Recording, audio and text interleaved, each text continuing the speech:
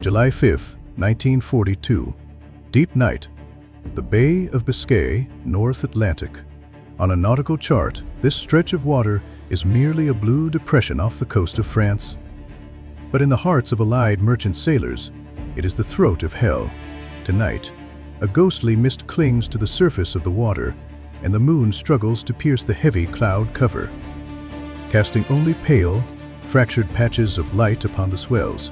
The ocean heaves with an unsettling rhythm, letting out a dull, rhythmic roar as if some massive, starving creature is stirring. Beneath the pitch-minus black abyss, 3,000 feet above this hostility, Squadron Leader Jefferson Herbert Gress, well of the Royal Air Force Number 170 to Squadron, is wrestling with the controls of his Wellington bomber. The aircraft feels heavy, lumbering through the turbulence.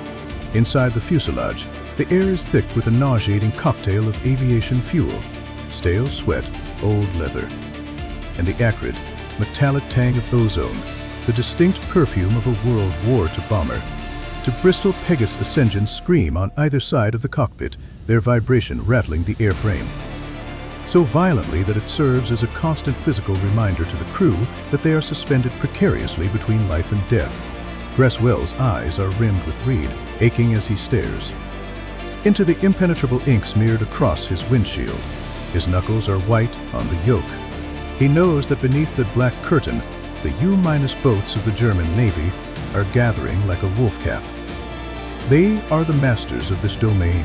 Under the cover of night, they surface, throwing open their hatches to greedily suck in the salty Atlantic air, running their diesel engines to recharge. Their batteries preparing to submerge at dawn to tear apart the supply ships that keep Britain alive. For Gresswell, these patrols are usually a torture of futility. It is a game of finding a needle in a vast, dark, and hostile void. But tonight, the game has changed. Strapped to the belly of his aircraft is a secret device, a contraption that most of the Royal Air Force High Command considers nothing more than garbage. It is a metallic dustbin that defies the engineering common sense of the era, a ridiculous minus-looking appendage. Yet, for this strange metal drum, Gresswell and his crew are gambling their lives. At this very moment, in the dim recesses of the fuselage, a radar operator is hunched over a glowing green cathode-ray tube, terrified to blink. The antenna of the ASV, marked to radar spins, pulsing invisible electromagnetic waves into the emptiness. Suddenly, the screen spikes. A faint, irregular blip appears amidst the clutter. It isn't a whale. It isn't a whale. It is metal. 10 miles out, a German U- boat is floating on the surface, basking in the safety of the night. Contact. Bearing 0-3-Z-0, range 10 miles. The operator's voice cracks over. The intercom, laced with static and barely suppressed adrenaline. Gresswell feels the electric jolt of combat. Fatigue vanishes. He slams the throttles forward, and the massive bomber carves an arc through the sky, dropping its nose to begin a calculated dive into death. But this is not the end, it is merely the beginning of the nightmare. In 1942, anti-minus submarine warfare is plagued by a fatal paradox, a desperate gap known as the minimum range blind spot. Radar can guide you to a target 10 miles away, but as the aircraft closes into within a mile, the radar waves bouncing off the ocean surface create a wall of sea clutter that drowns out the submarine's signal. The screen dissolves into meaningless snow. At this critical distance, the pilot effectively goes blind. On countless nights before this, pilots were forced to drop parachute flares at this range, but the flares, drifting slowly downward with their wavering light, acted less like illumination and more like air-raid sirens for the Germans. The U- boat lookouts, with eyes and ears tuned to the dark, would spot the flare or hear the engines. From that moment, they had 20 to 30 seconds, an eternity for a trained German crew. It was enough time to sound the alarm, clear the bridge, slam the hatches, and dive beneath millions of tons of protective seawater. All the British pilots would find was empty ocean and a mocking trail of white foam. But tonight, Gresswell is not dropping flares. He is executing a mission that the experts deem suicidal. He pushes the nose down further. The altimeter unwings frantically. 1,000 feet, 800, 500. The darkness thickens, pressing against the plexiglass. He is flying entirely on instruments, blind, trusting a memory of a radar blip from seconds ago. The roar of his engines echoes across the water. The Germans below must hear him. Even through the thick fuselage, Gresswell can almost imagine the panicked shouting on the U-boat deck. Aircraft, alarm, dive. He is racing against time in a deadly gamble where the currency is seconds. Half a mile to target. Ahead, there is still only the void. The Co-pilot's hand hovers over a special, retrofitted switch, his palms slick with sweat. If this device fails, if the invention of that middle-aged madman named Humphrey Leigh works, as the experts predicted, if it overloads the circuits or drags the plane into a stall, then this Wellington bomber will slam into the sea. Or the submarine's conning tower, disintegrating in a ball of fire. Now, Gresswell screams. The Co-pilot flips the switch. No flare drifts gently down. Instead, from the belly of the aircraft, a ridiculous metal drum extends, and a carbon arc beam of 20-2 million candelupra erupts like a lance of God, instantly piercing the viscous darkness. The light is so intense. It seems to possess physical weight. It violently shoves aside the night, carving a brutal, bone-white's own of death upon the churning waves. In the center of that circle of light, the German U-boat is caught like a clown on a stage, exposed, naked. Gresswell can see the wet gray paint on the conning tower. He can see the German sailors on the deck, frozen in terror, their mouths open. In silent screams, their eyes reflecting the blinding white supernova that has just swallowed them. For the Germans, this isn't just light.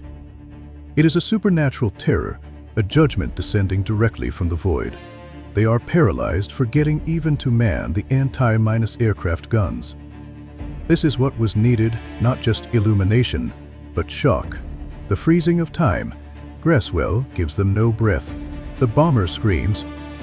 Over the submarine at an altitude of barely 50 feet, its massive shadow cast against the white water like a prehistoric predator.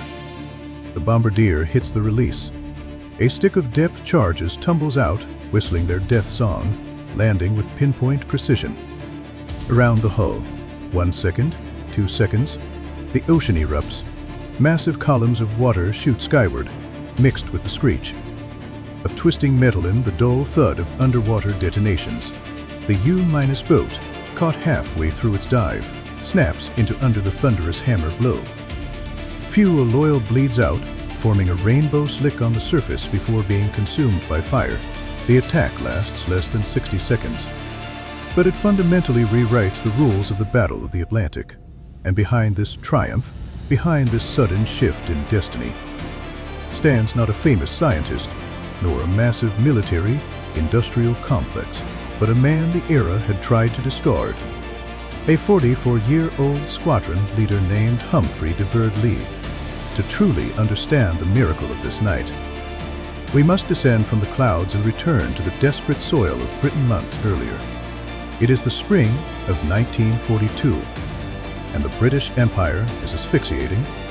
The Atlantic is the jugular vein of the war effort, food, fuel, and munitions.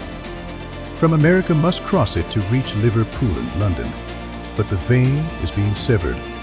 Admiral Karl Donitz's Wolfkampess are rampaging in the mid-Atlantic, in the zone beyond the reach of Allied aircraft known as the Black Pit. Every day, tens of thousands of tons of shipping are pulverized by torpedoes. Thousands of sailors are drowning, freezing, or choking on oil in the icy waters. If you walk the streets of London then, you would see empty shelves and eyes filled with hunger and fear. Britain is less than 12 weeks away from national starvation and collapse. Winston Churchill paces the floors of number 10 Downing Street at night, later admitting that the only thing that ever really frightened me during the war was the U-boat peril. Yet, in a drafty corner of a Royal Air Force base in Devon, sitting amidst this existential crisis. Is Humphrey Leigh the most unlikely savior imaginable? At 44, by the standards of frontline aviation, he is a dinosaur. He is a veteran of the First World War, a man who learned to fly on canvassing with Bill Paynes, in a headquarters filled with young aerodynamic speed, HDS and RAID are electronics wizards. Leigh, with no engineering degree, looks like a garage mechanic who wandered into a physics lab. His uniform is worn, his eyes hold an unsettling intensity, perhaps obsession. His colleagues whisper behind his back, treating him as a joke. His superiors view him as a nuisance, a delusional old man, wasting precious resources in a time of total war. Leigh is staring at a problem that the experts have labeled a dead end.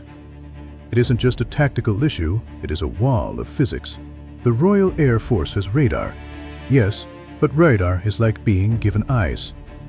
To see an enemy 10 miles away, only to be blindfolded the moment you raise your sword to strike.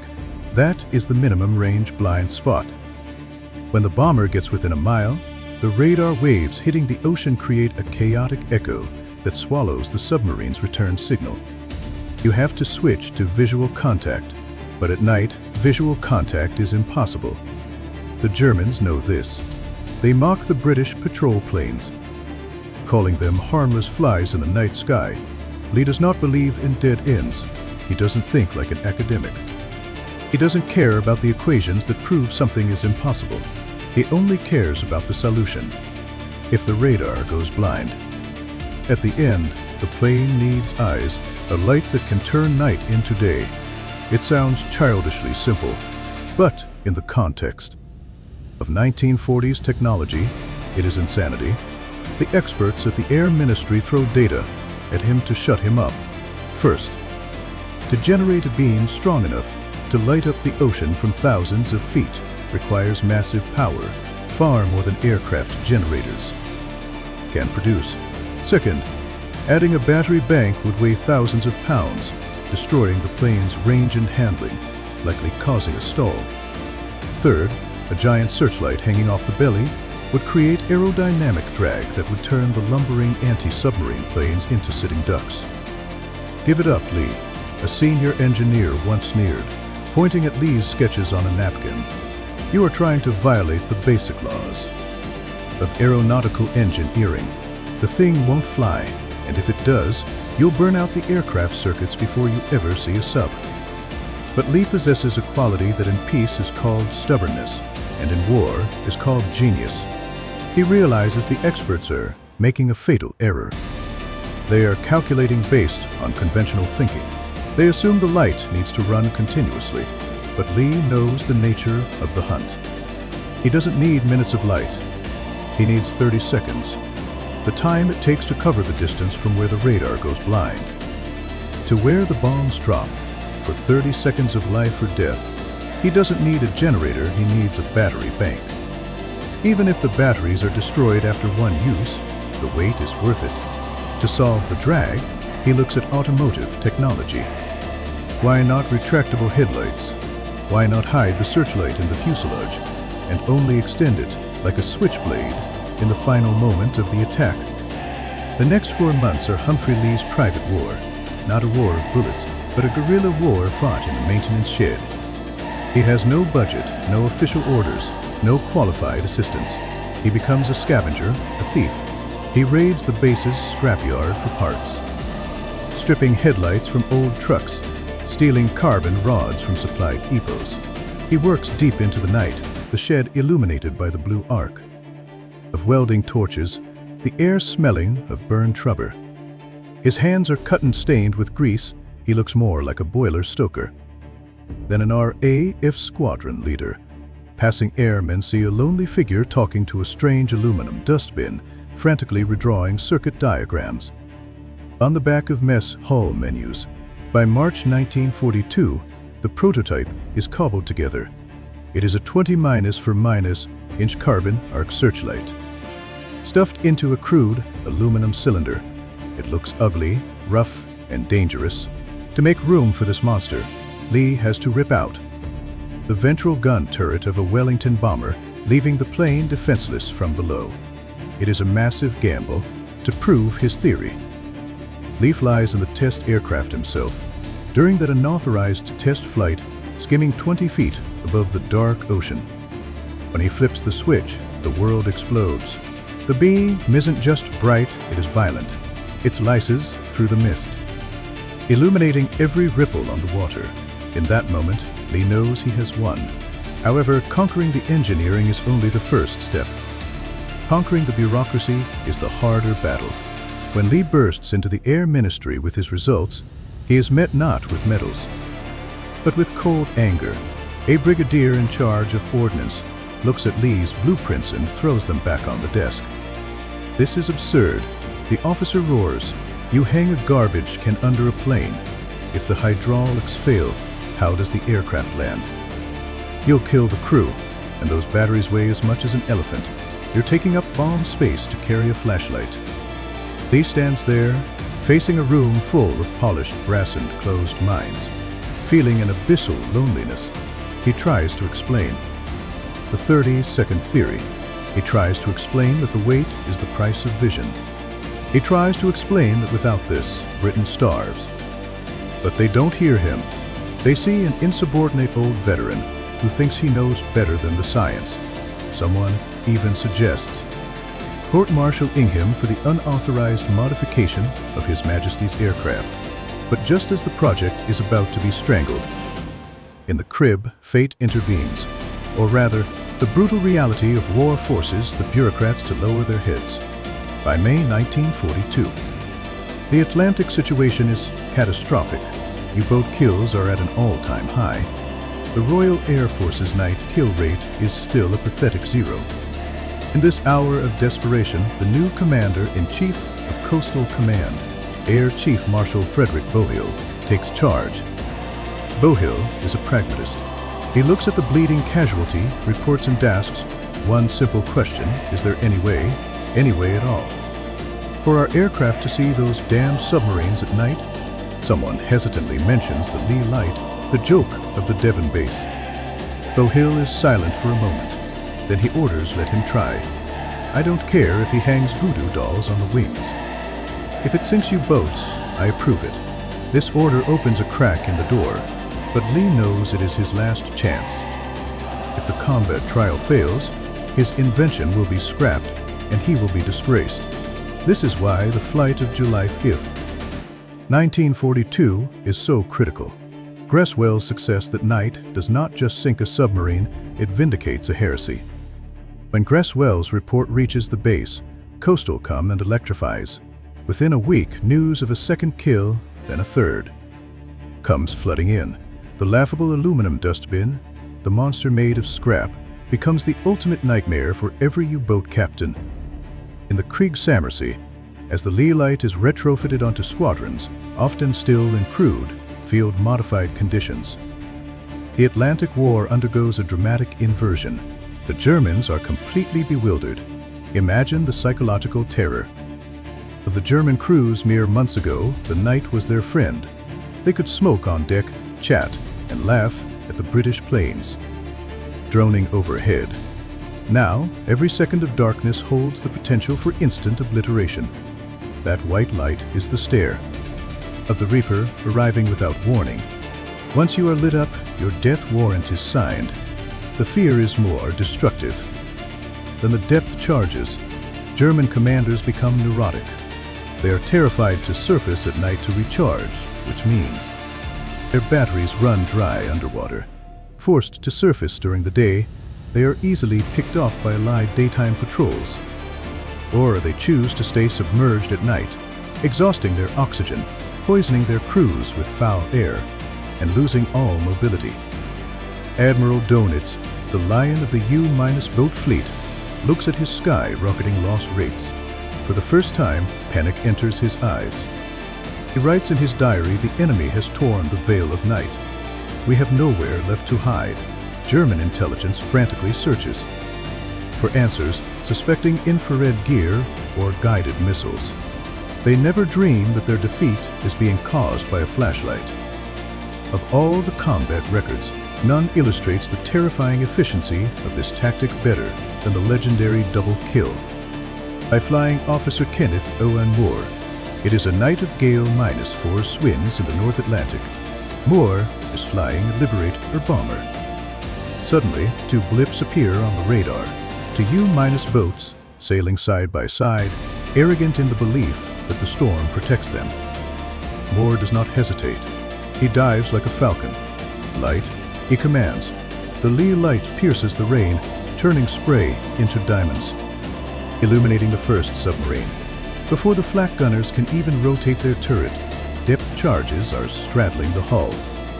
The explosion lifts the submarine out of the water, snapping its spine.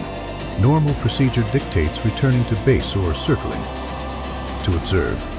But Moore does the unthinkable. Using the remaining charge in his batteries, he hauls the heavy bomber around.